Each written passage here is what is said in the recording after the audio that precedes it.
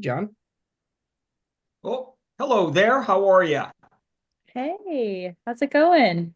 Not too bad, thank you. How about you?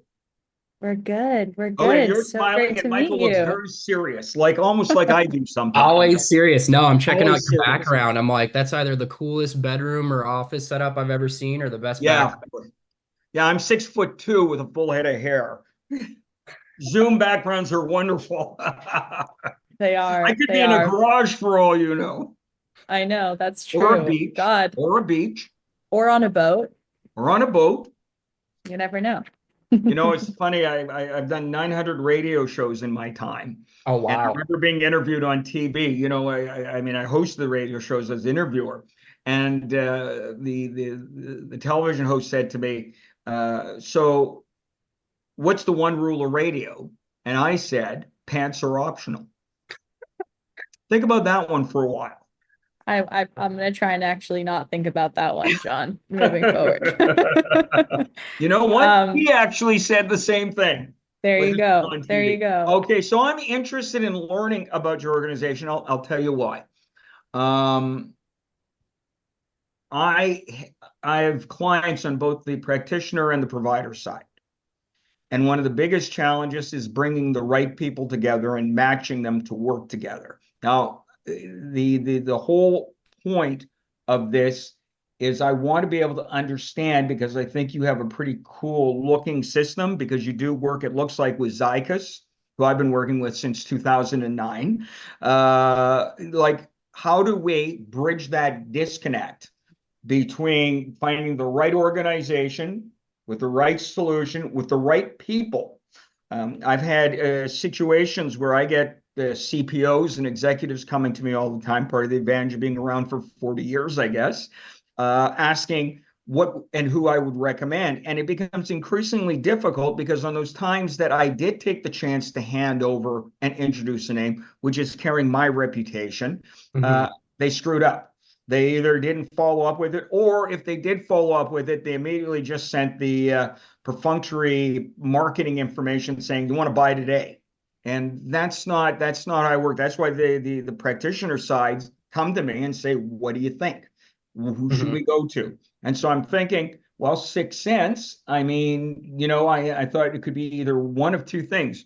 You could be an organization that is nothing more than the old-fashioned name gatherers and punching out emails, etc. Lists, or there could be actually a methodology to what you do that can address my problem, which is I need to know how I can bring together the right solution providers like a Zycus with the right practitioners without all that other nonsense in between.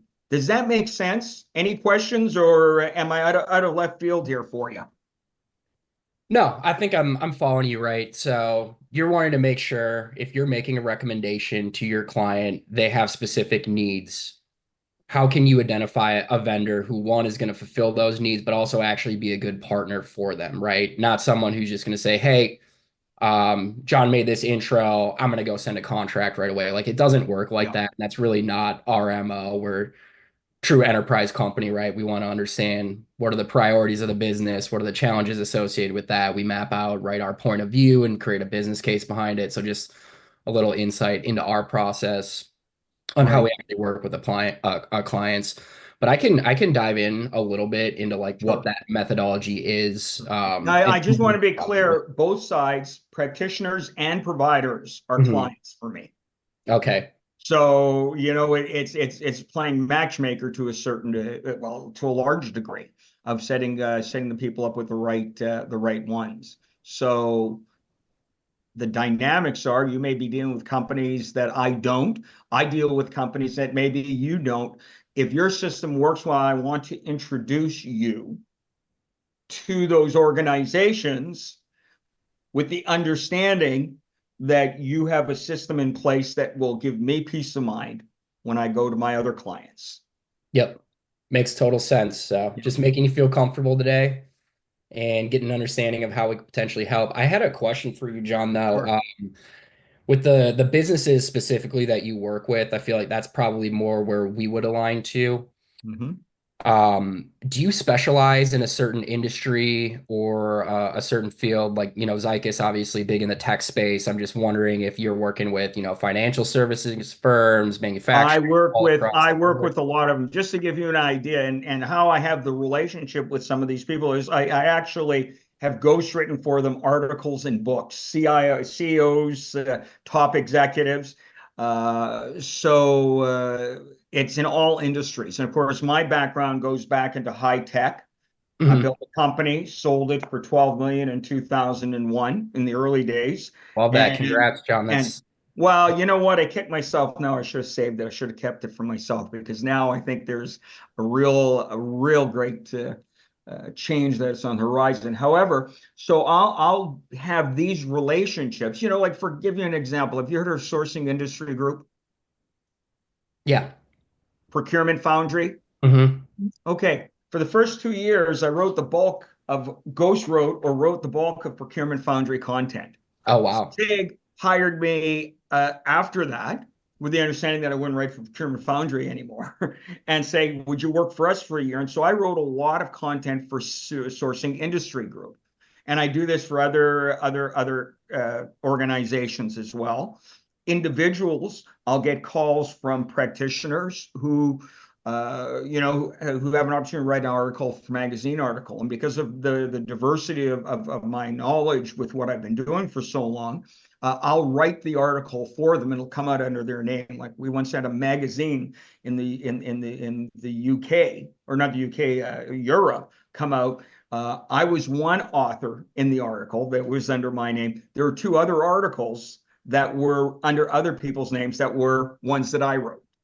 So, I mean, it's Awesome. like, you get to be interwoven in all of these intricacies. So from the industry, going back to your question, I have clients who are in high tech. I have clients who are in finance. I have clients who are in healthcare, pharmaceutical, mining, food services industry, all of those things. So it's pretty broad. I don't know if Okay. that answers your question, but No. that's how I got to that point. No, it definitely does. And some of those industries we align a little bit better to than others. I would say our sweet spot is going to be in that high tech. If you go and look at any of the case studies, it's probably 85 to 95% of that. Not to Okay. say we don't service other industries. We do work with some financial services firms as well as manufacturing. Manufacturing is a little bit newer for us. Um, Tech is definitely going to be our sweet spot. Okay. One thing I Now, when would you talk about high tech, are you talking about not just from the solution provider side, but also the practitioner and client side of the equation as well? So it's just going to be the solution provider side. Okay, then that's a piece of cake, then, because Yep. I mean, I'm well integrated into to most of them. Yeah. And so, one thing I will mention with that high tech, because of what we're doing, it does require some infrastructure in place already, like a Mhm. CRM. Mhm. Typically, we require our clients to have a Salesforce, CRM, HubSpot, or Microsoft Dynamics. I think there's a couple other ones, but those are the three big players. And then depending on what the solution you're looking at, there's a few different aspects, and I can get into those. I'd say one's definitely more marketing focused on the ABM and advertisement side. The other one is going to be more so sales focused, again, with that ABM, but more so prospecting and opportunity creation and acceleration. Okay, the one thing that I'm going to say right off the bat is, if you can show me how you can eliminate the challenges that I've had with, again, salespeople dropping the ball, going in, say, here's a contract, sign it up. A lot of salespeople don't have the relationship mindset. It's all transactional because they're trying to meet quarterly sales. Mhm. I want to be able to make sure that when I get information from you, that it isn't a general information, but that matching. Because, and just so you know, I'm recording this because I'm a lousy note taker, but I want to use this to introduce you to people, to say, look, this is where I've been running into challenges to get you good quality solution providers. And you do know, I guess you know that next year the AI bubble burst is going to happen. Oh yeah, we've been waiting for 75% it. of these dots on the map are going to be gone. So it's for me, what you could do and is I can team up with the right supplier, right solution providers who are going to be around post 2025. Love it. Well, let me dive in, John, and give you some Sure. background. And, this isn't meant to be a monologue by any means. So if you have questions, you want me to dive deeper into something, please let us stop. Christina, if you have anything that you want to add as well as I'm going through some of this, feel free to hop in. This is more of a conversation than a presentation. Yep. Give me a sec here, John. I do have a visual aid. I'm a visual learner. I don't know about yourself. What do they say? A picture's worth 1,000 words. That's right. How much is an article worth? Yeah. Well, I like writing. Don't get me wrong. I do. Christina, we should send him Latney's book. Our CRO wrote a playbook for kind of modern Great marketing, idea. but a lot of it's about what she calls marketecture. So it's really the architecture behind that strategy, which a lot of that goes, I think it starts with the foundation of setting up the right tech pieces, which I think for you could be pretty relevant. But Okay. we'll get that to you in a link. It's free, so we'll just ship it right to your house or wherever you want it to go. Perfect. Um, but just backing up a little bit here, John, I wanted to give you some insight into why we exist in the first place. So, we started as a big data and predictive analytics company around 10 years ago. Our founders had a fairly simple question. I feel like we probably asked this ourselves, being on the sales side, right? Wouldn't it be a lot easier if we just knew who wanted to buy our product? And we were able to crack the code on this and actually have evolved since then to answer a lot more questions. We want to give you the understanding of not just who is looking at those accounts, but we can also tell you, right, who's on that buying team, what's important to them. So anything like keywords that they're searching, websites that they're going to, whether that's your blog, external websites. We've got a network of about, I think, 4.5 million plus publishers that we're pulling in data from to then match that account activity back to an account to say, John is researching procurement software out of Quebec, Canada. And I can get into a little bit more about how we actually do that. We'll also give you that instance, like I just mentioned, right? What do they care about? What are they researching? And that's going to help me as a seller craft my messaging. So not only is it timely because I know that you're in market for a solution that I provide, I know the individuals on that buying committee. I also know what you're going to care about to help me craft my message. And we can also help you actually craft that message or even know what to say. So we just rolled out a tool called conversational email. And I think going back to like your point, right? You throw a lead over to a salesperson, it's either not getting followed up on or the follow-up's really poor and it's missing the mark. You just lost that opportunity. What the conversational email would do, or even if a rep is doing this now that they have the intelligence, it's better tactics to convert these. And we want to get in earlier than any other competition by picking up those intent signals.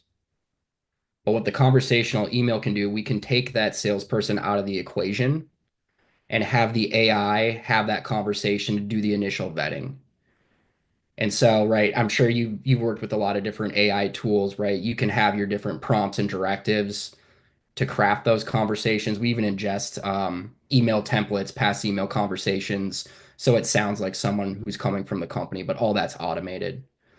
So it's taking that constraint off of sales, it's taking that constraint off of marketing to make sure every lead is getting touched and at least followed up on, and it's qualifying them in or out.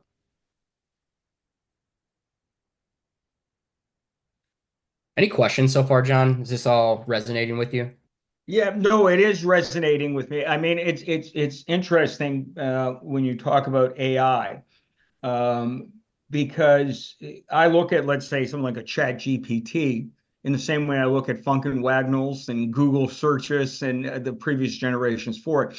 It requires critical thinking and understanding. Mhm. So you're not just producing what I would call, if I'm not mistaken, generated content that is across the board, and there isn't the expertise behind it to back it up.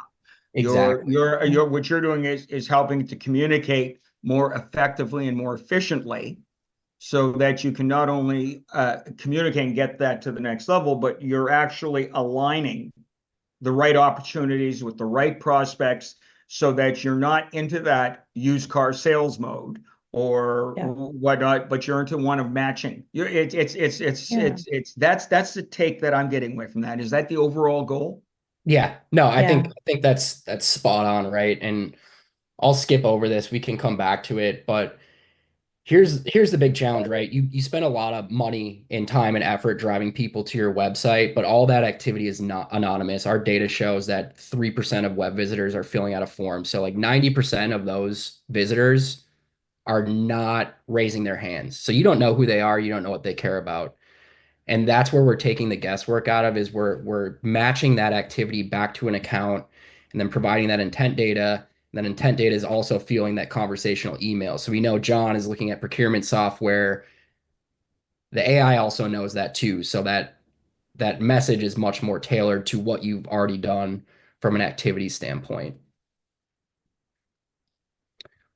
Um, right. And I think this is the big challenge that we've seen today. I'm sure you've got it. I've gotten it plenty as a salesperson. I'm not even the right targets, but you whether you have a large total addressable market or a small total addressable market, I think the challenge is either, right, if it's small, you want to make sure you have a seat at every deal. If it's large, it's how do I prioritize this list of thousands and thousands of accounts to know where to focus, where I can actually open opportunities and close deals. If you don't have what infrastructure set up to give you that intelligence, it's really difficult to do to know when people are in market. And traditionally, right, the answer has been, well, let's just do more, right? More outreach from BDRs, more webinars, more emails, more phone calls. It's burning the employees out, but it's also fatiguing the buyers. And I have a firsthand experience of this. The last company I was at was not a 6 Sense customer. We were having problems with pipeline generation. And so we got a new CRO, and his MO was you need to have these big, robust account plans for everybody. You got to be doing 400 touches a week. But I was spending time on accounts that I didn't realize after I'd spent 2, 3 weeks of researching and outreach to get in that their renewal wasn't up for 2 to 3 years. So I just wasted a bunch of time that I could have been spending on accounts that were in market for my solution. So more isn't necessarily always the answer because it's not going to give you the results you're wanting unless you're putting that effort in the right direction. Well, now you see, one of the things you made me think of there is the old formula of 10 calls, 3 appointments, 1 sale. And that's a general application across the board. And that has never really worked because you're not aligning that with a strategic thing. So again, I'm going to come back and say this. The basis for what you're doing is to say, why spend time and cycles with people who are 3, 4 years away from making a decision where I could be working with someone that I could actually be helping? I mean, that's the focus. You're moving it from a transactional exchange to a relationship building exchange based on mutual benefit. That's what I get from this. Am I missing anything? No, you're spot on. And the way we're doing that, and this is just some of the results, this is an average from all of our clients. We take out the top 20% and the bottom 20% just so we don't have large outliers. But because we're taking that targeted approach, we do have timely messaging and we're multi-threaded within these deals because we can give you insight into everybody who's in that buying committee, right? It's 10 to 15 touches for 3 calls for 1 sales, but then now multiply that by 10 people just because how business is done today. But really like what we're seeing and from the lift that we're seeing in these clients, I think higher opportunity values from selling on value and getting in deals early, larger deal cycles, again, kind of going back to selling on that value, but being multi-threaded. We can touch on challenges for sales, challenges for operations, challenges for marketing. And that's just in our world because those are the personas we normally sell to. And then shorter sales cycles as well, right? More time to value, quicker, speed to lead by taking that approach of let's focus on what matters versus let's just go in blindly and try and guess and hope for the best. Let me go forward here a little bit. Right. And this is what we call moving that state from overload. You've got so much going on, whether that's too many pieces of technology that's not fragmented, marketing and sales teams that are tied to the same rope running in different directions. We really want to bring this all together. Um, and I wanted to give you some insight. I'll skip over this of like how all this works and how this kind of comes together, right? So Would you first, mind going back to just that former slide for a moment? this one right So, here. what you're talking about, intelligent revenue creation, Mhm. built for an anonymous world, the most meaningful B2B, Apple, et cetera. Because McKinsey, I think, or Gartner did a study saying that 72% of the people who deal in B2B, uh, initial contact don't want to be with a human being. They Yep. want it to be, because and also preparation for meetings. That the majority find that they're not well prepared salespeople when they're going into a meeting. So that's what you mean by intelligent revenue creation, I would imagine. 100%, right? So just having that phone number and the email right now isn't going to cut it anymore. I can't just call you and say, "Hey, take a meeting." There has to be a pretty compelling reason why, and we're presenting that reason to these sales teams or to these marketing teams, right? You need to know what they're interested in, actually how interested they are. If they've just done one or two searches, like that's not necessarily high intent. But if we see three or four or five people searching some relevant terms all at the same company, that's a light bulb in my head of like, ooh, there might be a project going on here about this specific thing. And I've actually narrowed it down to these five people in, Quebec, New Queens, and, Brooklyn and Los Angeles, where I can then go find them on LinkedIn and we can actually supply that contact data back to you too. Yeah. So if you're And familiar with like an Apollo or a Zoom Info, we often replace them for that contact acquisition because they don't have necessarily that side for the intent and the intelligence. So what happens is people are spending that money going to the website. They're spending money on a bunch of contact data that a lot of it's not relevant. What we're trying to do is cut out the waste by only having your teams focus on the things that are going to be mattering, right? Those accounts that are ICP fits showing high intent and people within that buying committee. We don't want to unlock everyone in the entire, company to have those details and just muddy up our CRM. But yeah, that's exactly right. And I think it's funny, John. I got some. Christina, you're going to say something? oh yeah, I was gonna add that on top of that, just to loop back to what we talked about with, our conversational AI tool and the email tool. I think what's great about the fact that spaces are so saturated is that Sixth Sense stays on people's minds and is more relationship based because they're seeing us more in their inbox, and we're interacting with them even when it's not a person. So what you mentioned about McKinsey and people just want to have a webinar to sign up for or a chat to go to, just knowing that we're around and that we're paying attention to them, I think also is a big value add from our platform. So brand credibility is key. Now, one thing, and then I don't want to get you off track too much. You've been around 10 years.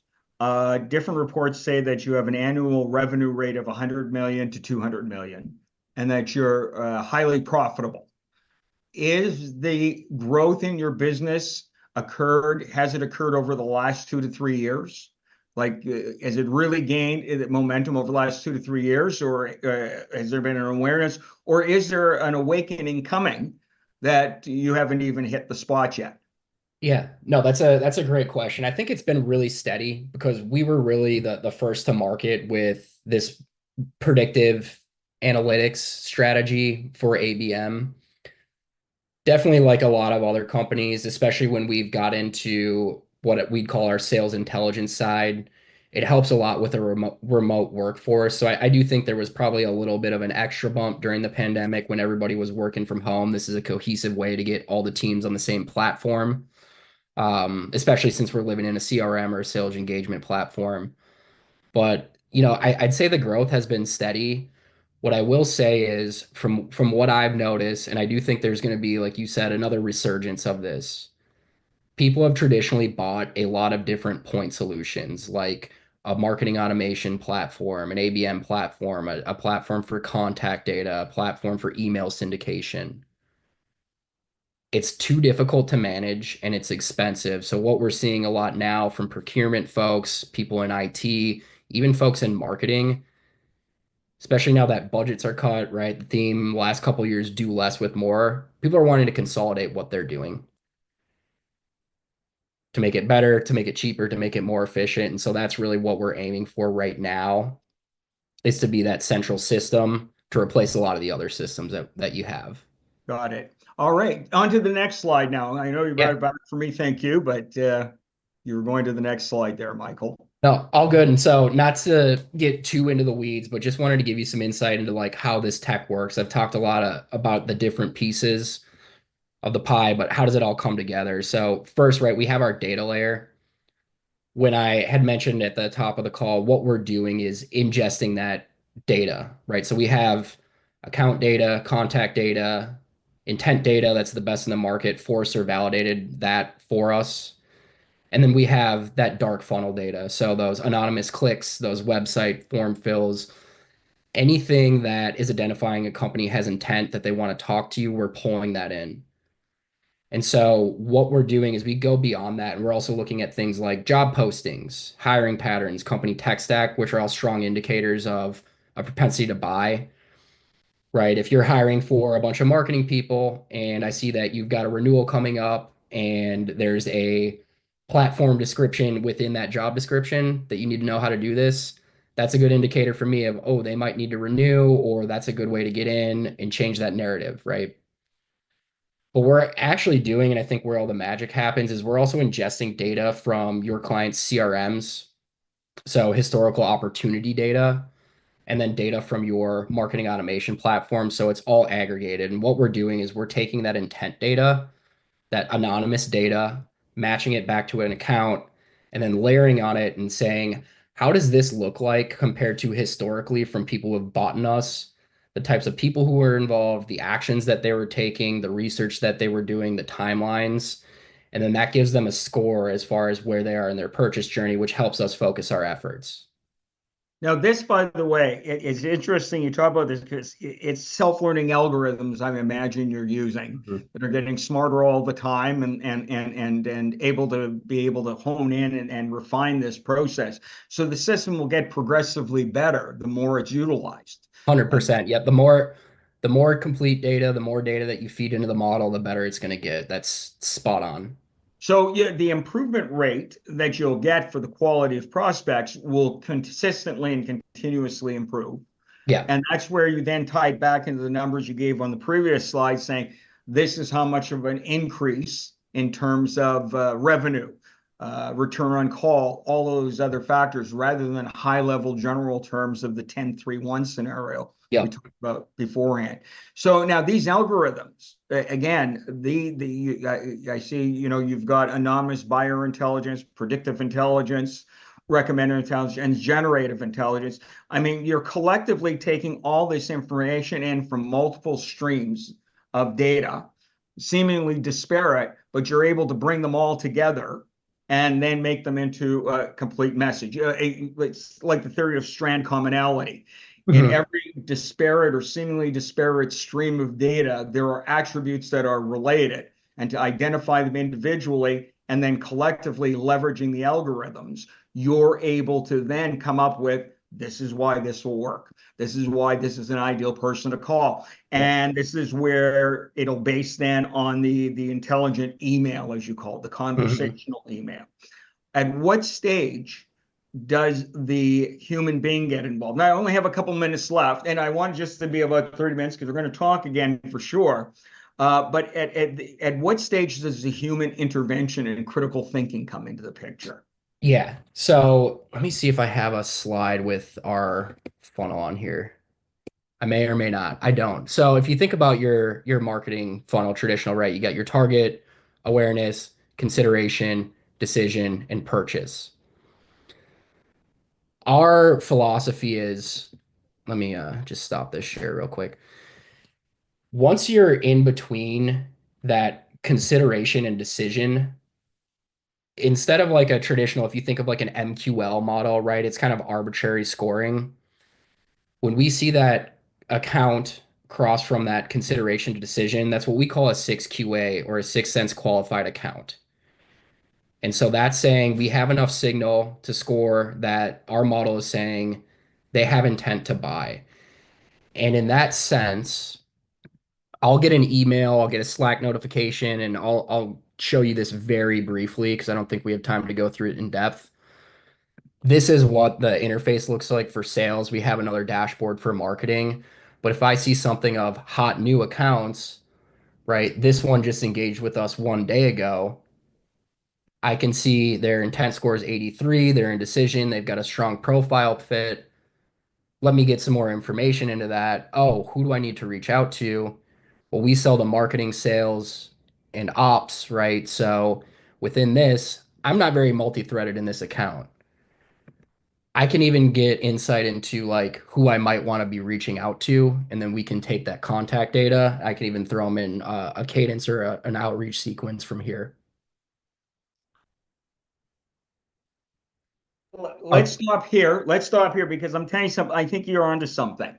Again, just in terms of the algorithm structure, the self-learning algorithms, business. Say, for example, if you look at LinkedIn Navigator, they have these functional elements which say, okay, this company is hiring a lot of people, so you may want to look at them, but that's interpretive by itself. What you're doing is you're drilling down much further into that and bringing into other activities to help get that qualification score that you're going to. And Yeah. as the dynamics change in real time, then that score can change in real time. And through your tool, you're able to help ensure that the salesperson has the right information at the right time for the right account and knows what to talk about. That Yeah. I mean, that's just again, does it seem like I've got it? I think that's spot on. And I was going to show you this, and this is exactly what you just mentioned. So activities over time are going to change the score. At one point, this was on the fifth at 85, but we saw some drop off. And so if I click into here, I can see what activities they were from what location, right? Lutz, Florida. Someone saw our Rev City, which is a client thing that we do that was poking around. This would be a good contact for me to maybe try and reach out to or have Christina make a call. And so this will fluctuate up and down over time as we see more of those intent signals come in from different buyers within that company. So yeah, John, I feel like you've got a pretty good grasp on it. Kind of just scratch the surface here. I mean, there's a lot of different use cases. I'd say this is the most one that hits home for me just as a seller and someone who does prospecting. But I'd say in a nutshell, really, if you can take away the big problems we solve is increasing quality pipeline, improving conversion rates down the funnel, and reducing that go-to-market waste, right? That willy-nilly spend of I think ads. that's key. And you know what else I like about this? And I remember the Bank of Montreal talking once about how Siebel Systems was more of a pain to maintain than it was to extract the value out of it. Because you're using the advanced self-learning algorithms in the system, you're automating a lot of that entry work that had to be done manually to set Yes. it up. So I see that's where your strength is. Well, here's what I'm going to do. We're going to talk again. I am going to uh, reach out to some of my practitioner or provider clients, and I'm going to start introducing you into the mix. I think that, again, what you're doing, and because you've been doing it for as long as you have, this isn't one of those, what do I want to say? One of those AI miracles. This is old-fashioned AI, self-learning algorithms where you've actually been able to harness the strand commonality theory quite well. So Yep. here's what I'm going to do. I'm going to write an article about this. I'm going to start introducing you to just in the high tech side of the equation, the solution providers. I'm going to start introducing you to them and see whether or not we can get one or two going, and then we can talk further beyond that as to how to expand the relationship. Because right now, it's virtually a challenge. Most salespeople, and I have this harsh term that I use. Most salespeople aren't worth the gum stuck to the bottom of your shoe. They really don't understand counselor selling. They really don't understand relationship building. All they know is, here's my quota. How am I going to achieve it? And I'm not hitting my quota. What do I do? And that's Right. why salespeople change jobs every 2 years. Yeah, and it's an So, expensive problem for the company too. Like going back yep, to the slide with the burnout, right? If you've got 20% turnover in sales, not only is there expense from hiring, but you still have to hit that number. You've got no boots on the ground to yep, help you do it. So that's a exactly. big problem. All right. Well, we are gonna work together on this. Let me again. I'll review the recording. I want to be able to share this with a couple of prospects. Will you two be my primary contacts? So I was going to bring this up, and my answer is going to be it depends. Okay. So I'm a senior enterprise rep here, and we're more in a named account model where I've Right. got maybe 60, 55 accounts that I'm working. Right.